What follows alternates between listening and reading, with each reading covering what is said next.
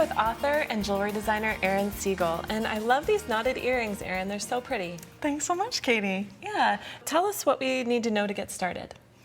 Okay, so what we have here is I work with Irish wax linen cord, and we have a 33 millimeter brass ring. Okay. And that's all you need to start. And then what I do is I measure about 3 inches down the end of the cord, and I fold it over. And I take the ring and put the cord behind the ring, and then each end of the cord is going to go through. Yeah. Great. And this is a fun way to bring some fibers into your I mean, it kind of has a wire wrapped look, but with knotting, I love it. Yeah, that's right. I know, I totally agree with that. So that's a lark's head knot, but it's a little different because you've got a short piece and a long piece. And the long piece. Okay. So then what I do with the short piece is I just do an overhand knot, and I do that right up against the lark's head knot. And this is just the ending. Okay. And I'm going to trim that off. And I leave maybe about 1/8 of an inch on the end there, and just for let it effect. That's right. Yeah, just let it fray and just let it show there, because I think it adds to the whole look. Well, you definitely know it's handmade. That's right. And then what we want to do is do what's called a half hitch knot. So the cord would go behind the loop, through the ring, and then through the loop of linen. I love using macrame techniques with modern, contemporary-looking jewelry, too. Absolutely. I really, really enjoy the knotting. And then what you would do is just knot your first bead. And I'm using these little 4 millimeter glass beads, turquoise bead here. Okay. And what you would do is then you would do 3 half hitch knots after the bead. To secure it into place on the ring? That's correct, yes. All right. So you would do that's 1. And then 2. And you could use different weights of cord too with this type of project. Yeah. This is a 4-ply Irish wax linen cord that I use for most of what I do. I use the 4-ply, but you can also get it in 2-ply and 3-ply, and it comes in all kinds of different thicknesses. So once you've done that and you've gone all the way around the ring, you'll have something that looks like this. And then what you want to do is just end the same way that you started. With the overhand knot right against your last knot, your last half hitch knot there. And trim it.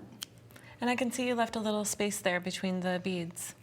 That's right. That's just to leave a little space for your beaded link that you're going to put on. And then you put your ear wire onto there. So I'll show. So what I'm using here is a brass head pin and a 6 millimeter turquoise bead. And we're just making a simple loop here, so what I do is I just bend over my finger there. Okay. And use the round nose pliers. And we want to make a loop that's a little larger to go around this ring, so you want to come down on your pliers a bit there and make a larger loop. Yeah. So you have a loop on each end of your pin. That's right, yeah. That makes a great little hanger, and you could put a larger bead there too, or a small. If you wanted to match the 4 millimeters, you could do that. Or I think it looks great with the 6 and 4s together.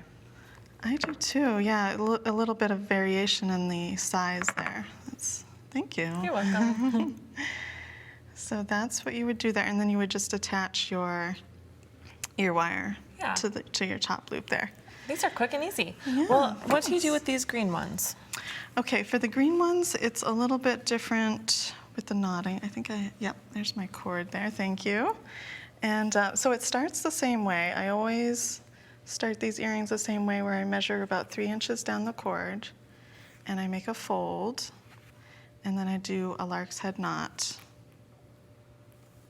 onto the ring here. All right. So you'd put one strand. I always kind of do one strand at a time here, because they're uneven. Yeah, they're uneven there. So then what you would do is, instead of doing that knot like we did with the short piece, we would actually string a bead onto this one. Oh, so the bead goes onto your short strand. That's right, for this one, yeah. And you string it on, and then you want to tie an overhand knot right after the bead. just Okay. like this over, and then you want to get as close to the bead as you can. So you're really holding it in place. Yeah. So the Sometimes I beaded even, parts become part of the fringe then this time. that's right. So they're a little yeah. more dangly too. And then you would do those half hitches again with your long piece. So And bringing it through the end. yeah, bring the end through the loop that you made. Okay, it goes behind, the cord goes behind the ring, Yep. through the ring, and then through the loop. That's how you do the half hitch knot. And if you wanted to cover more area on the ring, you could just add more half hitches, right? That's right. I love using the half hitch, and it's a great knotting technique to embellish anything, a ring, Yeah, it becomes anything. a decorative element. Yeah. Okay, so how do you add the next bead? So then you would, once you've got all your half hitches on there, then you just string another bead, another 6mm bead here. This time I'm using the 6mm. And do you do an overhand that? That's right, yes. Another overhand knot right up against that last bead there. And, okay, so how do you add the next section?